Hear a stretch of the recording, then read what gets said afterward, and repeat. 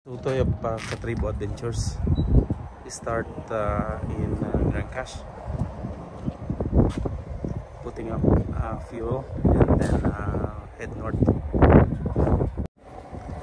We stay in Grand Prairie tonight for some groceries in Costco, and then we're leaving tomorrow morning. We stay at Koa Campground in Grand Prairie, about 8 kilometers from Costco. Do some consumption for the next day. So our first trip is to Grand Prairie tonight, tomorrow Grand Prairie to wherever it leads us. So guide us, Lord, for this trip. My family and my friends coming with us too. It's my wife. It's okay. We thank you, Lord God, for this day, sa araw na to, sa magandang araw na to na pinagkaloob niyo po, Lord God, sa amin. I pray, Lord God, sa trip namin na to hanggang sa susunod na linggo, continually, Lord God, na gabayan niyo, Lord God, kami at maging memorable at ilayo niyo, Lord God, kami sa anumang kapahamakan na plano, Lord God, na enemy. I pray, Lord God, also sa buong family, Lord God, namin sa Pinas, sa Taiwan at sa Dubai, even dito, Lord God, sa Canada. Continually guide us yung provision, Lord God, at ilayo niyo, Lord God, kami sa anumang sakuna, sa anumang sakit na plano, Lord God, ng enemy. In Jesus' name we pray. Amen. Amen. As we start our journey going to Yellowknife, Northwest Territory, I'm hoping we filled great memories, no any troubles on our way and back to Grand Cache. This is Grand Cache, and we start our first day today. God bless everyone. We had our first stop to renew our membership in Costco, pick up some groceries here.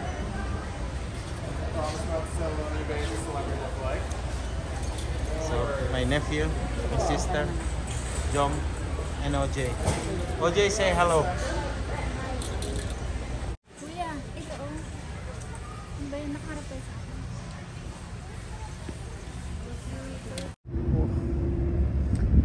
We stop for a bit in No Frills.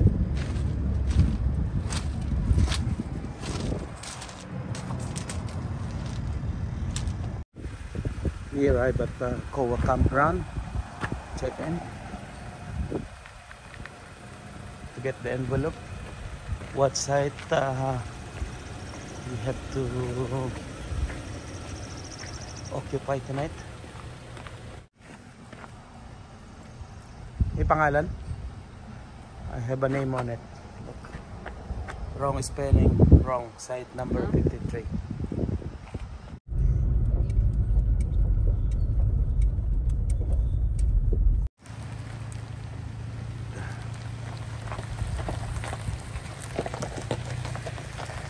We are on site number 53.